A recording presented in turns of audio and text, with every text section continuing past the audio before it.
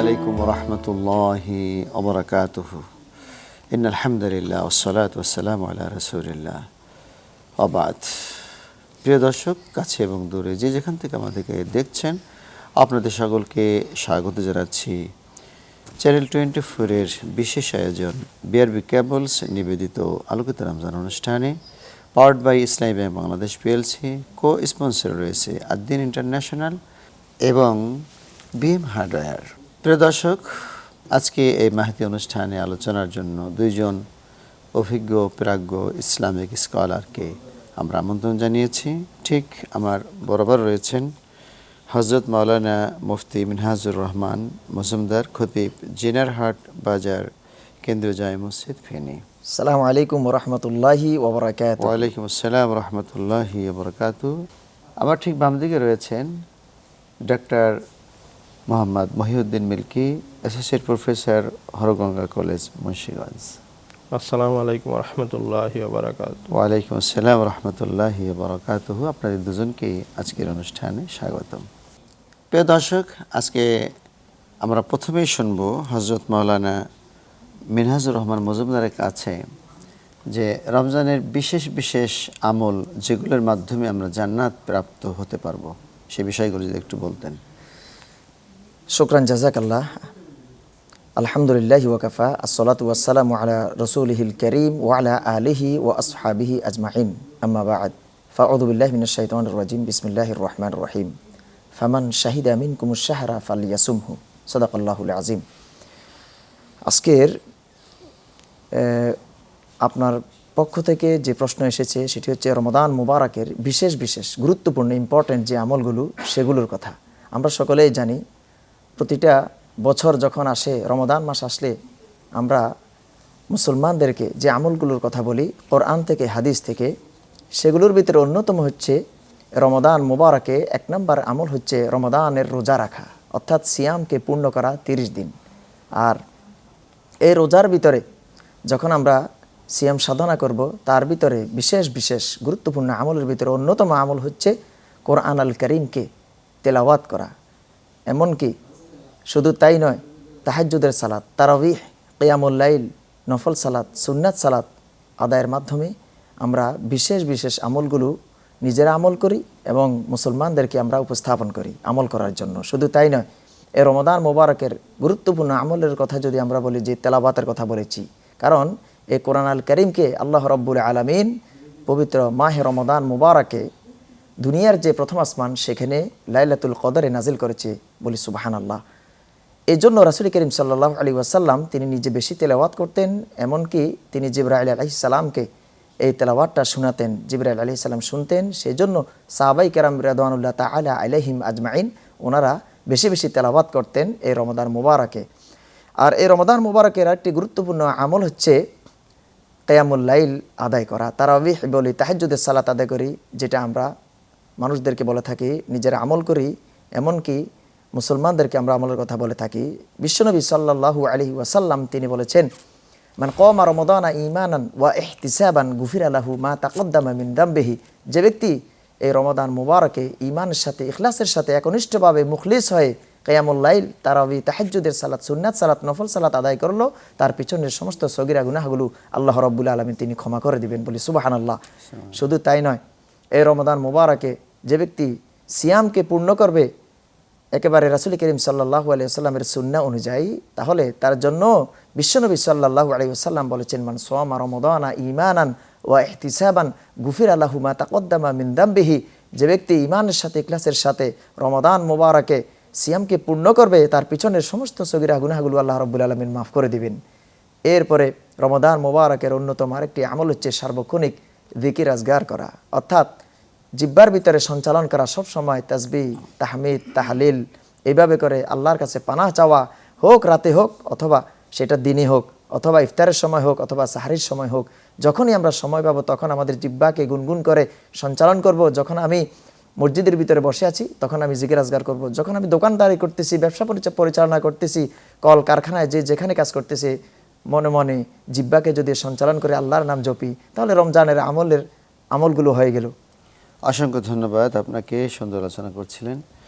আমরা এখন doctor Mohammad Mohiuddin milky স্যারের কাছে যাচ্ছি যে আপনি তো একজন ডাক্তার মানুষ, তো রমজানের সাথে হোমিওপ্যাথি ডাক্তার এই রমজানের সাথে এই ফিজিক্যাল ডাক্তারির বা আমাদের যে হেলথ এর উপকারিতা অপকারিতার ব্যাপারে যদি একটু বলতেন।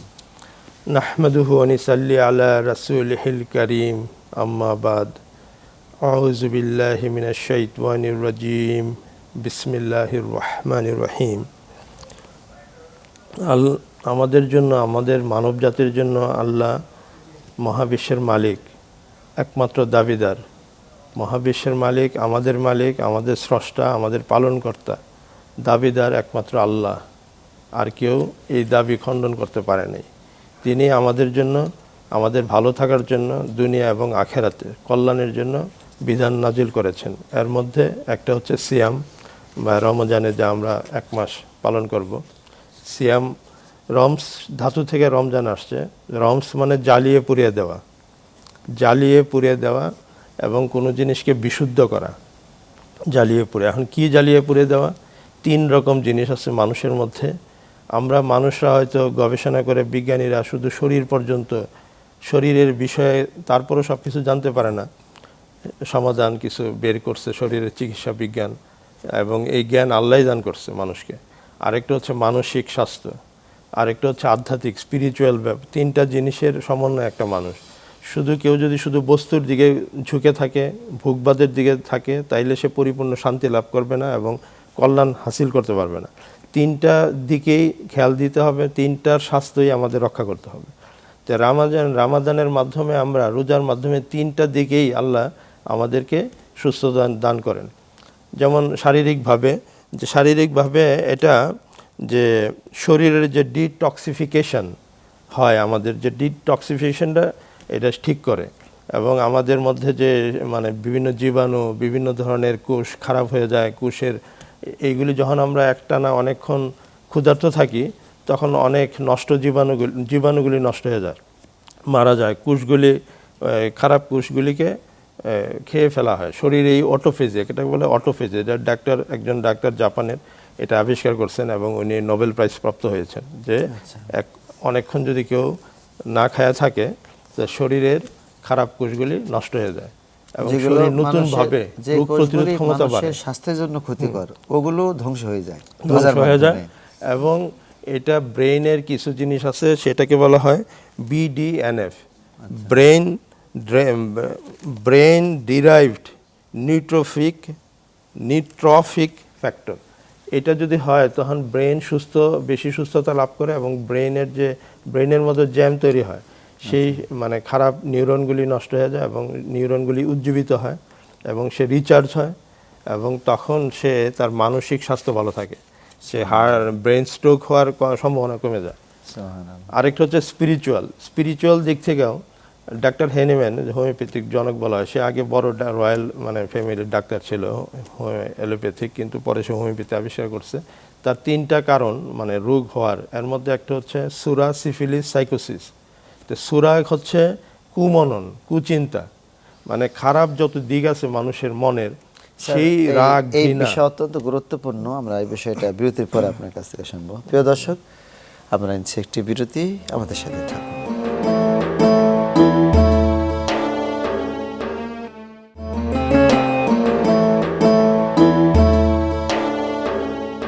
আসসালামু আলাইকুম রহমতুল্লাহি বরকাত। প্রিয় দর্শক, আবার আপনাদেরকে স্বাগত জানাচ্ছি বিআরবি কেবলস নিবেদিত আলোকিত রমজান অনুষ্ঠানে, powered by Islami bank Bangladesh PLC, co-sponsor রয়েছে আদ্দিন ইন্টারন্যাশনাল এবং BM হার্ডওয়্যার। তো স্যার, আপনি এই বিরতির আগে যে কথাগুলি বলতেছিলেন, আবার যদি গুরুত্বপূর্ণ কথাগুলি। উনি বলতেছে যে সুরা হচ্ছে কুচিন্তা, কুমনন, যে খারাপ দিক, রাগ, ঘৃণা, অহংকার, হিংসা, এই যে বিষয়গুলি, যেটাকে অন্যভাবে 6 রিপু বলা হয়, এবং যেগুলি করলে আমাদের 70টা কবিরা গুণের মধ্যে প্রধান কবিরা গুণগুলি হচ্ছে এইগুলি। মনের যে খারাপ চিন্তা, যে অন্যের ভালো আমি দেখতে পারি না, যে হিংসা, অন্যের যে নিজেকে বড় মনে করা, যে আই এম সামথিং, এই বিষয়গুলি রমজানের মাধ্যমে, রোজার মাধ্যমে, এবং অন্যের প্রতি দয়া সৃষ্টি হওয়া, ভালোবাসা সৃষ্টি হওয়া মানুষের প্রতি, এই রোজার মাধ্যমে, সেই সিয়াম সাধনার মধ্যে আমরা এই সবগুলির মেইন হচ্ছে তাকওয়া, যে আল্লাহর সচেতনতা মাধ্যমে এগুলি আমরা বিনষ্ট করতে পারি এবং এটি ধ্বংস করতে পারে। আল্লাহই আমাদেরকে ধ্বংস করার সুযোগ করে দেন, আমাদের নফসকে উন্নত মানের নফসে পৌঁছানোর তৌফিক দেন। আল্লাহর জন্য যদি আমি রোজাটা রাখি এবং অন্যায় কাজ থেকে যখন আমি বিরত থাকবো, মিথ্যা বলবো না, কাউকে কষ্ট দিব না, তখনই রোজাটা আমি ঠিকমতো পরিপূর্ণ প্রতিদান পাবো। এবং এই যে রোজার মধ্যে আদ্যা স্পিরিচুয়াল উন্নতিকে 3 রকম নফস, 3 রকম আল্লাহ বলছেন, নফসে আম্মারা, নফসে মুতমাইন্না, আর একটা মাঝখানে হচ্ছে নফসে লাওয়ামা। আম্মারা হচ্ছে যে একদম খারাপ দিক, সে শুধু খারাপ দিক ভাল লাগে, খারাপ কাজ করতে ভাল লাগে, ভালো দিকের আকর্ষণ নাই। আর লাওয়ামা হচ্ছে মাঝামাঝি অবস্থা, কিছুটা ভালোও করে আবার খারাপও করে, 2 দিকেই টানে, মাঝামাঝি অবস্থা। আর যখন রমজানের আমরা সাধনা করব, অন্যান্য আমল তো আছেই, সিয়াম সাধনা করব এবং আল্লাহ আমারে দেখতেছে, এই জন্য আল্লাহ বলছে আমি নিজে পুরস্কার দিব, কারণ এটা শুধু আমার জন্য। গোপনেও কেউ কিন্তু রোজা ভাঙে না, কারণ এটা সে তার মানে হচ্ছে শুধুমাত্র আল্লাহর জন্য করতেছে। এই যে তাকওয়া, এটাই হচ্ছে আল্লাহ সচেতনতা, যারা সাঁতার আল্লাহ কাটে, ভীতি, নদীতে থাকে, তারাও এত তৃষ্ণা, মানে পানি, তারাও গোপনেও পানি খায় না, তার মানে শুধুমাত্র আল্লাহর জন্য। ঠিক এই জিনিসটা অন্যান্য যে আমলগুলি আমরা করি, সেটা শুধুমাত্র দান খয়রাত হোক, অন্য যত আমল আছে, শুধুমাত্র যদি আল্লাহর জন্য করতে পারি, তো সামান্য আমলই আমার জন্য যথেষ্ট হবে। কিন্তু আমরা লোক দেখানোর টেন্ডেন্সি, এটা মারাত্মক, যেটাকে রিয়া বলা হয় এবং শিরক বলা হয়, ছোট শিরক, যে মানুষ আমাকে প্রশংসা করবে, মানুষ আমাকে ভালো বলবে, সারা পৃথিবীর মানুষ যদি আমার ভালো বলে, সব প্রশংসা করে, কিন্তু আমার নিয়ত যদি আল্লাহর জন্য না হয়, মানুষ আমার ভালোবাসে এটা থাকে, তাহলে সব জিরো, ডিলেট হয়ে যাবে এবং এটার কোনো অস্তিত্ব থাকবে না। এই জন্য আমি গোপন দান, গোপনে প্রকাশ্য দান করব, কিন্তু নিয়ত থাকবে আল্লাহর জন্য এবং ভরসা থাকবে আল্লাহর জন্য। আমি চিকিৎসা করব, আমি দুনিয়ার সব কাজ করব, টাকা পয়সা, কিন্তু আমার ওইগুলির উপরে ভরসা থাকবে না। আমার অনেক টাকা আছে, অনেক সম্পদ আছে, কিন্তু আমার ভরসাটা থাকবে আল্লাহর উপরে। আমি যত কাজই করি, কিন্তু আমার তাওয়াক্কুল থাকবে আল্লাহর উপরে, তাকওয়া থাকবে আল্লাহর। তো এইটা যখন আমরা হাসিল করতে পারবো এই সাধনার মাধ্যমে, 1 মাস আল্লাহ আমাদের সুযোগ দিছে, এই 1 মাস যদি আমরা সাধনা করতে পারি, এই লেভেলে পৌঁছতে পারি যে 24 ঘন্টায় আমার চিন্তা থাকবে যে আল্লাহ আমারে দেখতেছে, সুতরাং আমি কার সাথে কথা বলবো সে যাতে কষ্ট না পায়, আমি যাতে জুলুম করি। এই যে সম্পদ, ক্ষমতা যে আল্লাহ দেয়, এটা পরীক্ষার জন্য। শুধু আমরা বলি যে আমাকে যাকে ইচ্ছা আল্লাহ রাজত্ব দান করেন, কিন্তু পরের লাইনে আছে আবার, এটা আমরা খেয়াল করি না, যা রাজত্ব কায়রা নেন, তার মানে আবার যে কোনো মুহূর্তে কায়রা নিতে পারেন। সুতরাং এটা হচ্ছে পরীক্ষা, এটা আমার না, আমাকে পরীক্ষা করা হচ্ছে। আবার আছে যাকে ইচ্ছে সম্মান দান করি, আরেকটা এখানে পরে আরেকটা ওইটা আমরা খেয়াল করি না, যে আবার সম্মান কায়রা নেই। সম্মান হচ্ছে আলাদা জিনিস, রাজত্ব পায়াও কেউ সম্মান নাও পাইতে পারে। আবার দেখা যাচ্ছে যে সম্মান এবং রাজত্ব দুইটাই পাইলো, সে হচ্ছে সাকসেস, যে সম্মানও পাইছে, আবার সে ক্ষমতাও পাচ্ছে এবং সম্পদ পাচ্ছে, সাথে সাথে সম্মান। এবং সম্মান পাইতে হইলে ওই যে আল্লাহর হুকুম অনুযায়ী চলতে হবে, মানুষের জন্য সমান বিচার করতে হবে, সবার জন্য, এবং মানুষের প্রতি দয়া ভালোবাসা থাকতে হবে, হিংসা অহংকার থাকা যাবে না।